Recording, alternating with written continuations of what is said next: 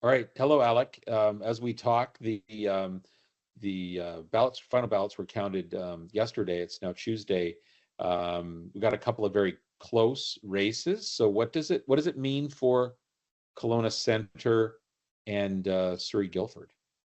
Those two ridings are, I know it sounds a bit complicated, but there's this 1/500th mark that Elections BC uses to, I guess, account for if a judicial recount is needed. Both of those ridings fall within that mark. In Surrey Guildford, the NDP are only up by 27 votes. In Kelowna Centre, the Conservatives are only up by 38 votes. In both ridings, that's under that threshold, and that will need to go to a judicial recount, which will happen at some point after November 4th. The deadline to apply, and I use that term loosely because they don't need to apply, it's mandatory. Both those ridings will be recounted after that deadline. When exactly, we're not quite sure, but the judge, because it is a judicial recount, can decide to recount all the ballots or just recount some of them if they see a specific, you know, not all the ballots need to be counted if that's their ruling. Those are the two ridings we're still waiting on. Other than that, all votes are in, all votes are counted, all ridings have been decided.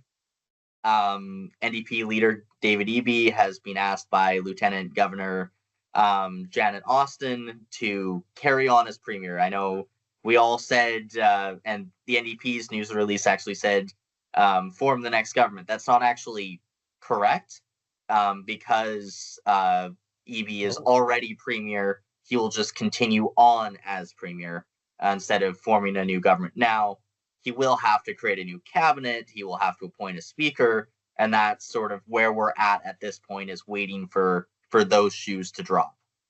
okay. And we should point out that those two ridings that are still judicially up in the air, the NDP holds Surrey Guildford, and the Conservatives hold that slight lead in Kelowna Centre. So, best case scenario for either party is they could pick up one seat, or they could remain the same.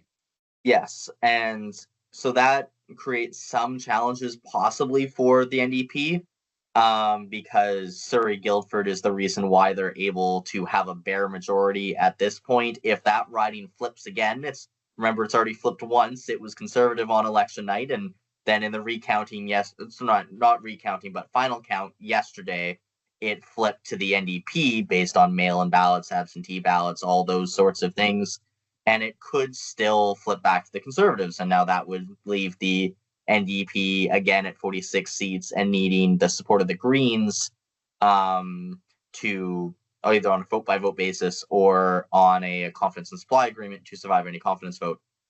If the results stay the same, the NDP can form the barest of majorities, meaning they can survive any confidence vote.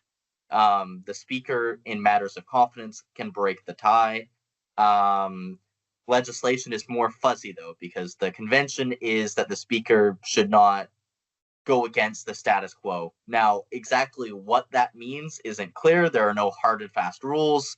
It is expected by some that the Speaker will still vote with the NDP the majority of the time, but that's not necessarily the case. And some people disagree with that notion and saying, if it's up to the speaker to pass legislation, then they should abstain or vote against because it goes against the status quo. So that's something that we will have to figure out, assuming the NDP appoint one of their own MLAs as the speaker. It's widely expected that Raj Chauhan will be speaker again, but I also know the NDP have been holding discussions with the Conservatives and the Greens about whether one of them wants to be speaker. Now, for the Conservatives, that would likely mean crossing the aisle or sitting as an independent in a Right. similar manner to Daryl Plackus in 2017. Now, that seems like a strike of lightning, so I'm not sure if that's going to happen again, and I imagine the NDP will need to rely on one of their own MLAs to serve as speaker, which creates a whole bunch of procedural challenges that I'm sure the general public, that's the last thing that's on your mind. But in terms of actually keeping the government functioning, that's going to be the main question moving forwards. Hmm. Well, and it may not be on our minds, and it sounds bureaucratic, but really, where the rubber hits the road, there's we need governments to take action, to fix things, to help help the economy run smoothly, etc. And if they're not functioning, it does have an effect, obviously, on the average person and potentially on our credit rating if the credit rating agencies see us as unstable in some way.